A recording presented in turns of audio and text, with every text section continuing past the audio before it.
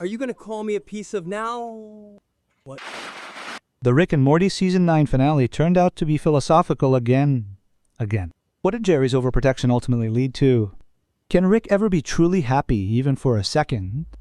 This episode gives a nod to House MD and addresses the central question of the entire story. Either nothing matters at all, or conversely, absolutely, everything does. Season 9 has ended, and the 10th episode was simply excellent. It explores the entire Smith family much deeper than expected, including Rick and Morty themselves. The episode starts and ends with the same auction, and that is no accident. Rick and Morty aren't the only geniuses in the multiverse here.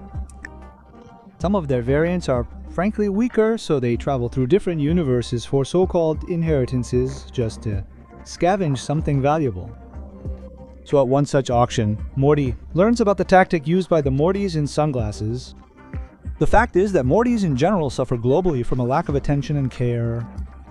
And some of them find universes where their Morty has already died, seeking solace in other families, or, as Rick put it, emotional masturbation from a fake family. And he's right in a way. In this way, Morty isn't working through his real psychological issues, but simply looking for comfort. Almost exactly like Rick himself, who regularly looks for it at the bottom of a bottle. This plot has been done before, just with a different character. The episode strongly resembles episode 8 of season 8, where it was Jerry roaming the universes. There, we also saw what the family could be like if Rick didn't keep them all in a Groundhog Day trap, and that under other circumstances, even Rick is capable of being happy. But more on that later.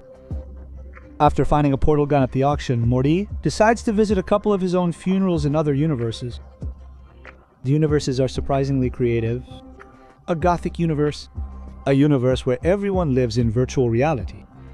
Almost like Ready Player One, a Frankenstein universe, and one of the funniest, the universe of big-footed people.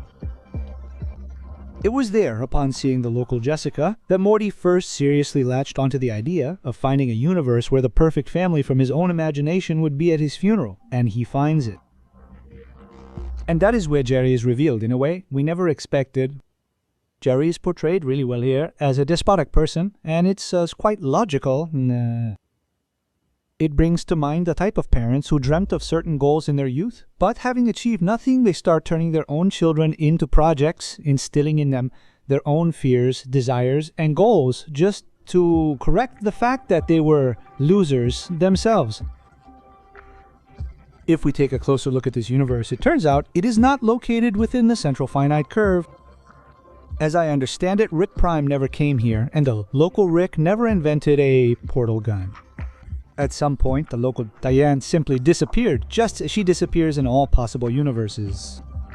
Only this local Rick never found out why he started drinking and burying himself in work while his daughter Beth grew up without a father and, by all accounts, was quite the hellion. And to tame her, Jerry had to become an absolute tyrant. In essence, that was the only way they could have even gotten together in this universe. But what happened to the Rick of this universe is a separate story. Jerry eventually kicked a perpetually drunk Rick out of the house, and by all appearances, Rick got together with another woman and was truly happy. Yes, what became of the Smith family is terrible, but Rick himself was happy. He had a loving woman. He had a job he enjoyed at MIT, the Massachusetts Institute of Technology, and there is a very powerful idea to be found here. Sometimes you just need to let go and move on. Later, the episode presents an idea for which the entire season was worth watching. During his lecture, Rick says a line that hits the hardest. The universe is locally unreal, which means either nothing matters or everything does.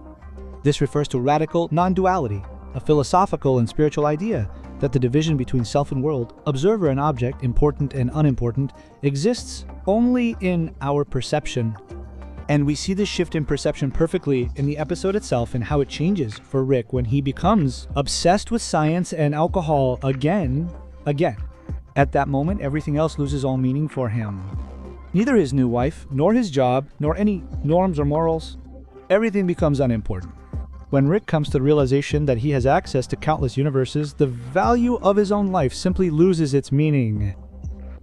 A similar effect can be seen in dating apps when the app gives you the feeling of endless choice and demand, chatting with one specific person, suddenly stops being important and people just chase that endless choice. We see the same thing in how differently the various Jerrys in this episode perceive what is important and what is not. And of course, Morty's own perception changes as well. While he previously thought his family wasn't the best and he could find better elsewhere, by the end of the episode he realizes he likes his family, no matter how spiteful someone might be or how depressed his mom is. And here I can't help but draw a parallel. Unshaven Rick in this episode reminded me a lot of Dr. Chaos and his own dilemma, because here Rick, just like Chaos, chooses between relationships and his own genius and tells his wife point blank that she is holding him back. And perhaps that is why our Rick fears attachment and emotion, so he doesn't stop being himself. And the final scenes, where Rick and Morty ride off on a motorcycle, are literal flashbacks to Dr. Chaos. I don't know how it works, but it feels, again, like Rick is staging all this on purpose to raise his grandson. At the end, when Rick calls Morty his son and says he's his father now, it feels intentionally done to complete Morty's arc with a despotic father. Rick also talks at the end about the hero's journey, a universal plot structure in which the protagonist leaves their familiar world, goes through trials, and returns home changed. It seems this whole episode is that very hero's journey, only experienced not by Rick but by Morty. Let's sum up this finale.